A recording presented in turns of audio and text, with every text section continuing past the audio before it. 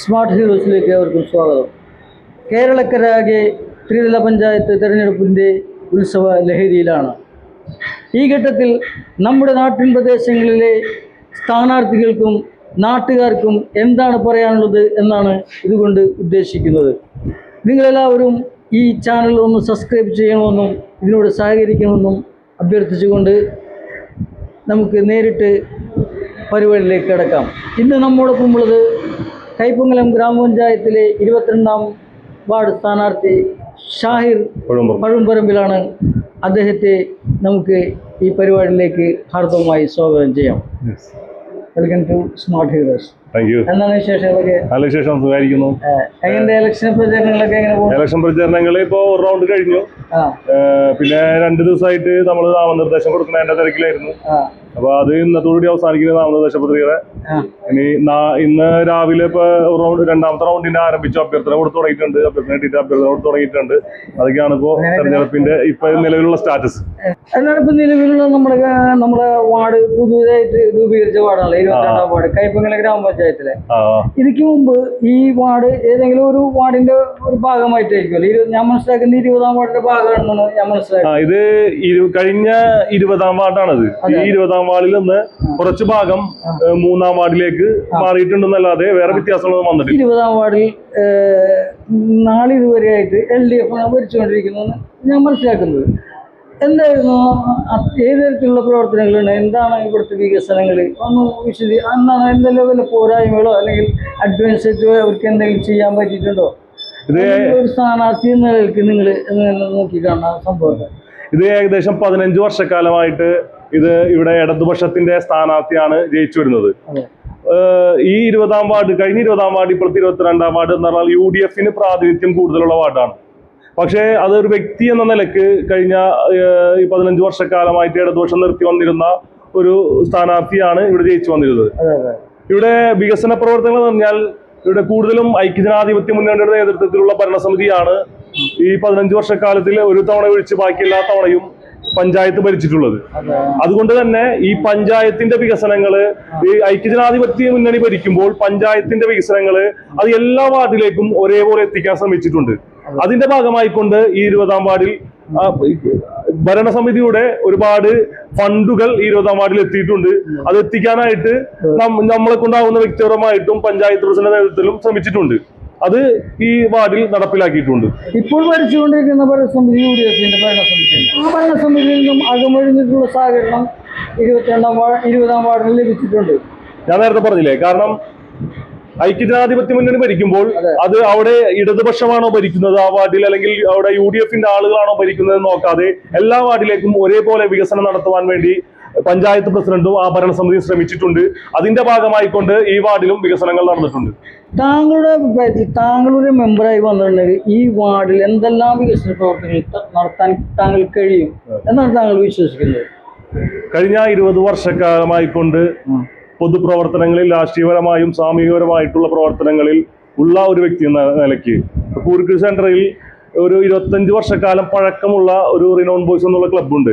ആ ക്ലബിന്റെ കീഴിലായാലും മറ്റുള്ള ഏതൊരു സാംസ്കാരിക പ്രവർത്തനങ്ങളുടെ കീഴിലായാലും ഇവിടെ ആക്സ് ഉണ്ടായിരുന്നു, ആക്സിലായാലും എല്ലാത്തിലും പ്രവർത്തിച്ചിട്ടുള്ള വ്യക്തി എന്ന നിലയ്ക്ക് ഈ വാർഡിൽ എനിക്ക് ഒരുപാട് വികസന പ്രവർത്തനങ്ങൾ ചെയ്യാൻ കഴിയുമെന്നുള്ള ആത്മവിശ്വാസവുമുണ്ട്.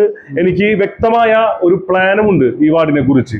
നമുക്കറിയാം, കഴിഞ്ഞ കാലഘട്ടങ്ങളിലെല്ലാം നമുക്ക് പഞ്ചായത്തിൽ നിന്ന് ലഭിക്കുന്ന ആ ഫണ്ടുകൾ ഉപയോഗിച്ചുകൊണ്ടുള്ള വികസന പ്രവർത്തനങ്ങൾ മാത്രമേ ഇവിടെ നടത്താൻ കഴിഞ്ഞ മെമ്പർക്ക് സാധിച്ചിട്ടുള്ളൂ.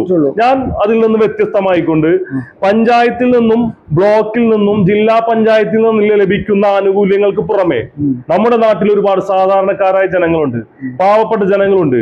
അവർക്ക് വേണ്ടി ഇവിടുത്തെ സുമനസ്സുകളായ ആളുകളിൽ നിന്നുള്ള ഈ ഒരു ഫണ്ട് സമാഹരിച്ചുകൊണ്ട് അവർക്ക് വേണ്ട അവശ്യ കാര്യങ്ങൾ, ചില ആളുകൾക്ക് ചികിത്സിക്കാൻ പോലും കഴിയാത്ത ആളുകളുണ്ട്. ഞാനിപ്പോ ഫീൽഡിൽ ഒരു തവണ ഇറങ്ങിയെങ്കിലും അവിടെ ചെന്നപ്പോ ഒരു അമ്മ എന്നെ കെട്ടിപ്പിടിച്ചുകൊണ്ട് പറഞ്ഞത്, എനിക്കൊരു ബാത്റൂം ഇല്ല മോനെ, അപ്പോ നീ ജയിച്ചു കഴിഞ്ഞാൽ എനിക്കൊരു ബാത്റൂം വേണം തരാന്ന് പറയും. അപ്പൊ അത്രയ്ക്കും മോശമായെന്ന് വെച്ചാൽ അത്രയ്ക്കും നമുക്ക് ജീവിക്കാൻ പോലും സാധിക്കാത്ത, പ്രാഥമിക കർമ്മങ്ങൾ നിർവഹിക്കാൻ പോലും സ്വസ്ഥമായി കഴിയാത്ത ആളുകൾ നമ്മുടെ വാർഡിൽ ഇപ്പോഴും ഉണ്ട്. മനസ്സിലായ? അപ്പൊ അതിൽ നിന്ന് അതെല്ലാം എനിക്ക് തോന്നുന്നു പഞ്ചായത്തിൽ നിന്ന് ഇതെല്ലാവർക്കും നമുക്ക് ആളുകൾ എത്തിക്കാൻ പറ്റില്ല. പക്ഷെ അതിൽ നിന്ന് വ്യത്യസ്തമായിക്കൊണ്ട് ഈ പറഞ്ഞ സുമനസ്സുകളുടെ സഹായത്തോടെ ഇത്തരത്തിലുള്ള കാര്യങ്ങൾ ചെയ്യാൻ എനിക്ക് സാധിക്കും. മുൻകാലങ്ങളിൽ നമ്മൾ ചെയ്തിട്ടുള്ള അനുഭവം വെച്ചാണ് ഇത് പറയുന്നത്. Okay okay. അത് പൊതുജനങ്ങളെ നേരിട്ട് ബാധിക്കുന്ന ഒരു വിഷയമാണ് നമ്മുടെ റോഡിന്റെ വിഷയം. വർഷങ്ങളായിട്ട് ജനങ്ങൾ പൊറുതിമുട്ടിരിക്കുകയാണ് നമ്മൾ കൊപ്രക്കുളം പഞ്ഞമ്പള്ളി റോഡ്. വളരെ മോശം.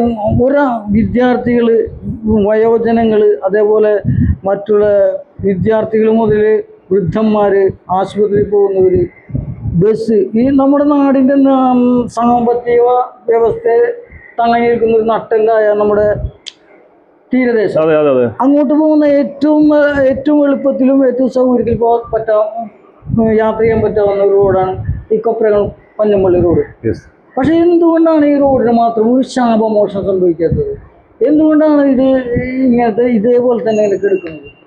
ഇതില് ഈ പറഞ്ഞ കാര്യം ഞാൻ വളരെ കറക്റ്റാണ്. കാരണം വെച്ചാൽ ഞാൻ ഈ വോട്ട് ചോദിച്ചു പോകുമ്പോൾ ചില ആളുകൾ എന്നോട് ഞാൻ വോട്ട് ചെയ്യുന്നില്ല, ഞങ്ങള് ഈ റോഡിന്റെ ഒരു ശോചനീയാവസ്ഥ കാരണം എന്ന് പറയാറുണ്ട്. ഇതിന്റെ ഒരു സത്യാവസ്ഥ വെച്ചാല് അത് പലരും പുറത്ത് പറയുന്നില്ല.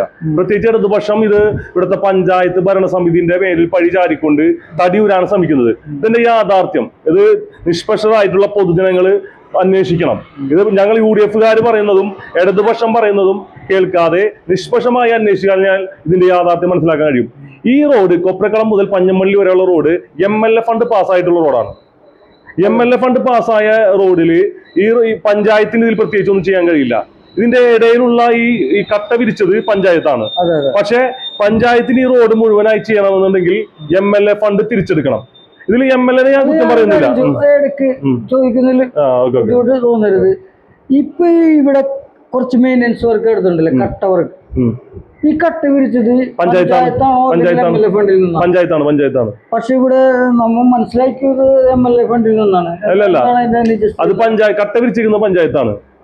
ഇതിൽ സംഭവിച്ചാൽ MLA ഫണ്ട് വെച്ചെങ്കിലും ഇത് കോൺട്രാക്ട് എടുക്കാൻ കോൺട്രാക്ടർമാർ തയ്യാറാകുന്നില്ല. അതാണ് ഇതിന്റെ യാഥാർത്ഥ്യം. അതായത് MLA ഫണ്ടിന്റെ വിഷയമോ മറ്റുള്ള വിഷയമല്ല. ഇത് കോൺട്രാക്ട് എടുക്കാനായിട്ട് കോൺട്രാക്ടർമാർ തയ്യാറാകാത്ത ഒരു വിഷയമാണ്. ഇപ്പൊ ഇവിടുത്തെ ഈ കഴിഞ്ഞ തവണ ഈ അടുപ്പിച്ചുള്ള 3 വാർഡിലെ മെമ്പർമാർ ഇടതുപക്ഷത്തിന്റെ മെമ്പർമാരാണ്. ഒരു MLA അടുത്ത് പോയിട്ട് MLA സംസാരിച്ച് ഈ റോഡിന്റെ കാര്യം സംസാരിച്ചപ്പോ MLA പറഞ്ഞത് എനിക്ക് ഇതിന് ഫണ്ട് വെക്കാൻ കഴിയുള്ളൂ, നിങ്ങൾ 3 മെമ്പർമാർ ഇതിന്റെ തൊട്ടടുത്ത വാർഡുകളിൽ ഉണ്ടായിട്ട് നിങ്ങൾക്ക് എന്തുകൊണ്ട് കോൺട്രാക്ട് എടുക്കാൻ കഴിയില്ല എന്നാണ് MLA ഈ പറഞ്ഞ ഇടതുപക്ഷത്തിന്റെ 3 മെമ്പർമാരോട് ചോദിച്ചത്. അപ്പോ ഇവിടെ പഞ്ചായത്ത് പറഞ്ഞു ഈ MLA ഫണ്ട് പിൻവലിക്കുകയാണെങ്കിൽ 40 ലക്ഷം രൂപ പഞ്ചായത്ത് വെച്ചുകൊണ്ട് ഈ റോഡ് ഫുള്ളാക്കാമെന്നുള്ളത് പഞ്ചായത്ത് പറഞ്ഞിരുന്നു. പക്ഷേ MLA ഫണ്ട് പിൻവലിക്കാതെ പഞ്ചായത്തിന് ഇതൊന്നും ചെയ്യാൻ കഴിയില്ല. അതാണ് ഇതിന്റെ യാഥാർത്ഥ്യം. പഞ്ചായത്തിന്റെ മേൽ പഴിചാരി രക്ഷപ്പെടാൻ വേണ്ടി ഇടതുപക്ഷം ശ്രമിക്കുകയാണ് ശരിക്കും യഥാർത്ഥത്തിൽ. അത് ജനങ്ങൾക്ക് ബോധ്യപ്പെട്ടിട്ടുണ്ട്. അതാണ് നമ്മുടെ റോഡിന്റെ അവസ്ഥ. ഞങ്ങള് വീണ്ടും പറയുന്നു, എന്തായാലും MLA ഇത് ഫണ്ട് പിൻവലിക്കുകയാണെങ്കിൽ പഞ്ചായത്ത് ഏറ്റെടുക്കാൻ തയ്യാറാണ്. പഞ്ചായത്ത് ഏറ്റെടുത്ത് ഞാൻ നെക്സ്റ്റ് ചോദിക്കാൻ ഉദ്ദേശിച്ചത് താങ്കളുടേതാണ്. ഇനി അടുത്തൊരു ഭരണസമിതി UDF-ന്റെ ഭരണസമിതി വരികയാണെങ്കിൽ നിങ്ങൾക്കത് ഇതിന്റെ ശാപമോക്ഷത്തിന് വേണ്ടി തീർച്ചയായും ഞങ്ങൾ പറയില്ലേ, MLA ഫണ്ട് പിൻവലിക്കാൻ തയ്യാറാണെങ്കിൽ ദ്രുതഗതിയിൽ ഏറ്റവും ആദ്യം ചെയ്യുന്ന റോഡ് ഈ കൊപ്രക്കുളം പഞ്ഞമ്പള്ളി റോഡായിരിക്കും പഞ്ചായത്ത് ചെയ്യുന്നത്. അതിൽ സംശയം വേണ്ട. ഒരു യുവാവ് എന്ന നിലയിൽ യുവാക്കളെ റെപ്രസെന്റ് ചെയ്തിട്ടുള്ള ഇപ്പൊ നമ്മളെടുത്ത് ഞാൻ നോക്കുകയാണെന്നുണ്ടെങ്കിൽ നിരവധി യുവാക്കൾ അതിനെ റെപ്രസെന്റ് ചെയ്യുന്ന ഒരു വ്യക്തി എന്ന നിലയ്ക്ക്, ഒരു യുവാവ് എന്ന നിലയ്ക്ക് താങ്കൾക്ക് ഈ നാട്ടിലെ യുവാക്കൾക്കും മറ്റുള്ള ക്ലബുകൾക്കും എന്താണ് താങ്കൾക്ക് ചെയ്യാൻ കഴിയുക? എന്തൊക്കെ ചെയ്യാൻ താങ്കൾക്ക് സാധിക്കും? ഞാൻ ഏറ്റവും കൂടുതൽ ബന്ധപ്പെട്ട് കിടക്കുന്ന യുവാക്കളുമായിട്ടാണ്. എന്റെ കമ്പനി എല്ലാം യുവാക്കളാണ്. അതുകൊണ്ട് തന്നെ എനിക്ക് ഞാനൊരു വാർഡ് മെമ്പറായി വന്നാൽ ആ യുവാക്കളെ കുറിച്ച് എനിക്ക് വലിയ സ്വപ്നമുണ്ട്. നമുക്കറിയാം ഈ കാലഘട്ടം എന്ന് പറഞ്ഞാൽ മയക്കുമരുന്നിന് അടിമയായ യുവാക്കളാണ് കൂടുതലുള്ളത്. എന്തായാലും ഞാനൊരു വാർഡ് മെമ്പറായി തിരഞ്ഞെടുക്കപ്പെട്ടാൽ ലഹരിക്കെതിരെ ശക്തമായി നിലകൊള്ളും. അത് യുവാക്കളെ ബോധ്യപ്പെടുത്തിക്കൊണ്ട് അവർക്ക് അതിന് വേണ്ട കാര്യങ്ങൾ ചെയ്തു കൊടുത്തുകൊണ്ട്, ഇനി അത് ലഹരിക്ക് അടിമപ്പെട്ടിട്ടുള്ള ആളുകളുണ്ടെങ്കിൽ അതിൽ നിന്ന് മോചനം കിട്ടുന്നതിന് വേണ്ടിയുള്ള പദ്ധതികൾ ഞാൻ തയ്യാറാക്കാനായിട്ട് ശ്രമിക്കും.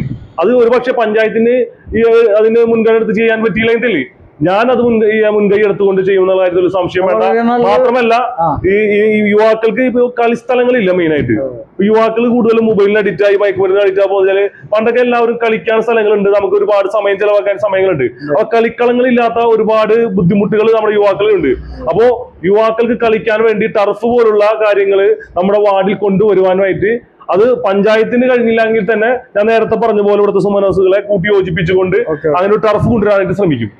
എന്തായാലും നല്ല തീരുമാനമാണ്. യുവാക്കൾക്ക് വേണ്ടിയിട്ട് താങ്കൾ ഒരു ഡി അഡിക്ഷൻ ജനങ്ങൾ അതിൽ നിന്നും യുവാക്കൾ അതിൽ നിന്നും പിന്തിരിപ്പിക്കുക എന്നുള്ളത് പിന്നെ കളിസ്ഥലം നല്ലൊരു ആശയമാണ്. മറ്റുള്ളവർ ഞാൻ കേൾക്കാത്തൊരു ആശയമാണ്. എന്തായാലും ഞാനിത് വെറും ഒരു വോട്ട് മേടിക്കാൻ വേണ്ടി പറഞ്ഞതല്ല. ഇത് ഞാൻ ശരിക്കും പറഞ്ഞാല് എന്റെ കുറച്ച് സ്വപ്ന പദ്ധതികളുണ്ട്. നമ്മളിപ്പോ വാർഡ് മെമ്പർ ആയി കഴിഞ്ഞാൽ വാർഡിൽ നടപ്പിലാക്കേണ്ട സ്വപ്ന പദ്ധതികളുണ്ട്. അതിൽപ്പെട്ട ചെറിയ ചെറിയ കാര്യങ്ങളാണ് ഇതുള്ളത്. ശരിക്കും പറഞ്ഞാല് കേരളത്തിൽ തന്നെ അറിയപ്പെടുന്ന ഒരു വാർഡ് ആയിക്കൊണ്ട് ഈ വാർഡിനെ മാറ്റും എന്ന കാര്യത്തിൽ ഒരു സംശയമില്ല. അതിന് വേണ്ട സകല പദ്ധതികളും ഒരുക്കിയിട്ടാണ് ഞാൻ ഈ തിരഞ്ഞെടുപ്പിനെ നേരിടുന്നത്. Okay okay. നമ്മള് ഒരു ഫോട്ടോ ഫിനിഷ് എന്ന പോലെ വളരെ നേരിയ മാർജിനിലാണ് UDF LDF കൈപ്പമംഗലം പഞ്ചായത്തില്. അതെ അതെ. ഇപ്പൊ UDF ഭരണം കൈയാളുന്നത് എങ്ങനെയാണ്? അതെ. ഈ 5 വർഷം കൊണ്ട് ഈ ഭരണസമിതിക്ക് ഉണ്ടായ നേട്ടം കൊണ്ട് ഒരു നല്ലൊരു ഹൈപ്പിലേക്ക് പോകാൻ ഐക്യജനാധിപത്യ മുന്നണിക്ക് ഈ ഇലക്ഷനിൽ സാധിക്കും. തീർച്ചയായും. കഴിഞ്ഞ ഈ 5 വർഷത്തിനുള്ളിൽ 45 കോടിയുടെ വികസന പ്രവർത്തനങ്ങളാണ് കൈപ്പമംഗലം ഗ്രാമപഞ്ചായത്ത് ഐക്യജനാധിപത്യ മുന്നണിയുടെ നേതൃത്വത്തിലുള്ള ഭരണസമിതി ഈ പഞ്ചായത്തിൽ നടപ്പിലാക്കിയിട്ടുള്ളത്. ഈ വാർഡിലെ സകല ജനങ്ങൾക്കും അതിന്റെ ഉപകാരം കിട്ടുന്ന രീതിയിൽ അത് പഞ്ചായത്ത് പ്രസിഡന്റ് ആയാലും ഭരണസമിതി ആയാലും അതിന് വേണ്ട എല്ലാ കാര്യങ്ങളും ചെയ്തിട്ടുണ്ട്. അതുകൊണ്ട് തന്നെ 22 വാർഡിൽ 22 വാർഡും പിടിക്കാൻ വേണ്ടിയിട്ടുള്ള സജ്ജമായിട്ടുള്ള പ്രവർത്തനം, ഐക്യമായിട്ടുള്ള പ്രവർത്തനം ഐക്യജനാധിപത്യ മുന്നണിയുടെ നേതൃത്വത്തിൽ നടന്നിട്ടുണ്ട്. കഴിഞ്ഞ കാലങ്ങൾക്ക് അപ്പുറം ഇത് ഒറ്റക്കെട്ടായിക്കൊണ്ടാണ് ഐക്യജനാധിപത്യ മുന്നണി മുന്നോട്ട് പോകുന്നത്. അതുകൊണ്ട് തന്നെയാണ് ഞാൻ പറഞ്ഞത് 22 വാർഡും പിടിച്ചുകൊണ്ട് ഐക്യജനാധിപത്യ മുന്നണി ഏറ്റവും വലിയ ഭൂരിപക്ഷത്തോടെ ഈ കൈപ്പമംഗലം ഗ്രാമപഞ്ചായത്തിന്റെ ഭരണത്തിലേറും എന്ന കാര്യത്തിൽ ഒരു സംശയവുമില്ല. ഫുൾ കോൺഫിഡന്റ് ആണ്. താങ്കൾ തെരഞ്ഞെടുക്കപ്പെട്ടിട്ടുണ്ടെങ്കിൽ താങ്കൾക്ക് ജനങ്ങളോട് അവസാനമായിട്ട് ഈ ഇന്റർവ്യൂ അവസാനിപ്പിക്കുന്നതിന് മുമ്പായിട്ട് വോട്ടർമാരോട് എന്താണ് പറയാനുള്ളത്? അതോടുകൂടി ആ പറയുന്നതോടൊപ്പം നമുക്ക് ഈ പരിപാടി വൈൻഡപ്പ് ചെയ്യാം. എനിക്ക് എൻ്റെ വോട്ടർമാരോട് പറയാനുള്ളത്, ഈ വാർഡിൽ UDF എന്നെ ഈ വാർഡ് പിടിക്കുന്നതിന് വേണ്ടിയിട്ടാണ് ചുമതലപ്പെടുത്തിയിട്ടുള്ളത്. എന്തായാലും എനിക്ക് ഉറപ്പുണ്ട്, ഞാൻ ഈ കഴിഞ്ഞ ഒരു റൗണ്ട് ഇറങ്ങി കഴിഞ്ഞപ്പോൾ എനിക്ക് ഉറപ്പുണ്ട് ഒരുപാട് അമ്മമാര് അവരെന്നിൽ ഒരുപാട് പ്രതീക്ഷകൾ അർപ്പിക്കുന്നുണ്ട്. അവര് എന്നിൽ ഒരുപാട് ആഗ്രഹങ്ങൾ അർപ്പിക്കുന്നുണ്ട്. അതെല്ലാം നിറവേറ്റുമെന്നുള്ള ഒരു കാര്യത്തിൽ എനിക്ക് സംശയമില്ല.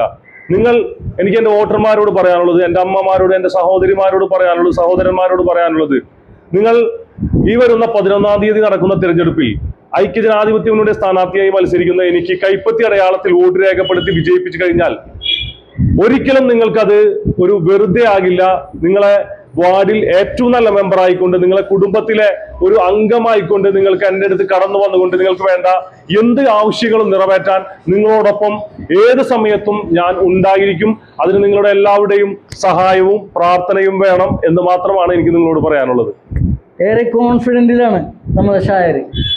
എന്തായാലും അദ്ദേഹത്തിൻ്റെ ആഗ്രഹങ്ങൾ വളരെ വിജയകരമായി പൂർത്തീകരിക്കട്ടെ എന്നൊരു സ്മാർട്ട് ഹീറോസ് ആഗ്രഹിക്കുകയാണ്. ഈ ഇന്റർവ്യൂ ഇവിടെ അവസാനിപ്പിക്കുകയാണ്. എല്ലാവർക്കും നന്ദി, നമസ്കാരം. എന്തായാലും ഇങ്ങനെ ഒരു ഇന്റർവ്യൂ തന്നേന് ആദ്യമായിട്ടാണ് ഈ തെരഞ്ഞെടുപ്പ് തുടങ്ങിയിട്ട് ഇന്റർവ്യൂ കിട്ടുന്നത്. അപ്പൊ സ്മാർട്ട് ഹീറോസ് അല്ലെ, സ്മാർട്ട് ഹീറോസിന് എനിക്ക് ഒരുപാട് നന്ദി ഞാൻ പറയാണ് ഇങ്ങനെ ഒരു അവസരം തന്നേന്. Thank you.